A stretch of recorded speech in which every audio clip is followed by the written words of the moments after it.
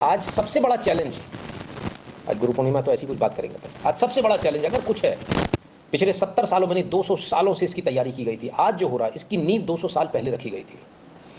आज उन्हें मालूम है आपको किस तरह से निस्ते नाबूद कर देना, तहस नहस कर देना है। और वो तहस नहस करने का एक बहुत सिंपल सा उपाय है। तोते, वो कहते हैं ना, जान जो है तोते में बसती है। तो आपकी जान भी तो परिवार में बसती है, आपका दिमाग जो है ना वो परिवार में बसता है। तो हम आपको परिवार से इतना परेशान कर देंगे आपका दिमाग काम ही ना करे, आपके घर परिवार में झगड़े होते रहे। हर वो कानून इस प्रकार से बनाया गया, हर वो चीज़ इस प्रकार से की गई, सामाजिक हो चाहे कुछ भी हो। हमको 1980 के दशक में घूंघट प्रथा के खिलाफ लिखने के लिए ऐसे दिए जाते थे। एनुअल फंक्शन में डिबेट कंपटीशन या स्पीच होती थी, तो उसमें यह देखा जाता था घूंघट के खिलाफ किसने लिखा है और किसने कितनी जोर शोर से लिखा है। उसको शील्ड मिलती थी, उसको इनाम मिलता था। माँ बाप बड़ी जोर शोर से लिखवाते थे, ऐसा लिखो। मेरे पिताजी ने उस समय मना कर दिया था, बोले नहीं, हम पार्टिसिपेट नहीं करेंगे एनुअल फंक्शन में।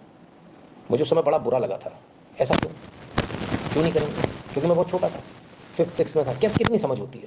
क्योंकि उस समय एक होड़ लगी हुई थी और सारे बच्चे लिख लिख के लाते थे, मैंने ऐसा लिख दिया, मैंने वैसा लिख दिया, घूंघट से ऐसा हो जाता है, इससे हो जाता है, पर्दा करने से हो जाता है। सब कुछ घूंघट से हो रहा था, काले टेंट से कुछ नहीं हो रहा था।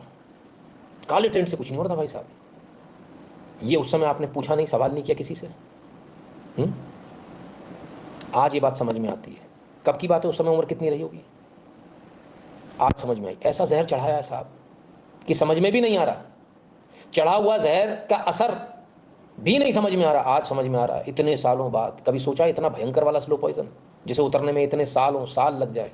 आपके घर को बर्बाद करने का जो प्रयास है वो मैं होने नहीं दूंगा। मैं हर बार प्रयास करूंगा कि आपके घर को बचाऊं। हमें कोई ड्रोन दीदी नहीं चाहिए, हमें नहीं चाहिए। हमें तो अपनी दीदी चाहिए घर में। हाँ, हमें ड्रोन दीदी नहीं चाहिए। हैं तुम क्या करे, कमला ड्रोन दीदी? हमें तो वर्मा जी की पत्नी चाहिए। हाँ, वर्मा भौजी चाहिए, हमें शर्मा भौजी चाहिए। हमें चाहिए ही नहीं। आप कह रहे हो घर परिवार का नाम नहीं से अलग हट के पहचान बनाए, हमें पहचान चाहिए ही नहीं है।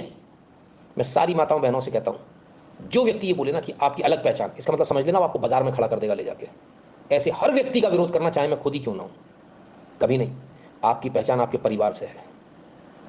आप वो जड़ हो जो बड़े से बड़ा पेड़ खड़ा कर सकती हो। और आप आज कहा जाए, ये जा रहा है कि जड़ को पेड़ से अलग कर दो। जड़ की पहचान अलग होनी चाहिए, नीचे घुसी हुई है, इसको ऊपर लाओ। अरे भाई साहब, पूरा परिवार रूपी पेड़ उसी जड़ से खड़ा हुआ है।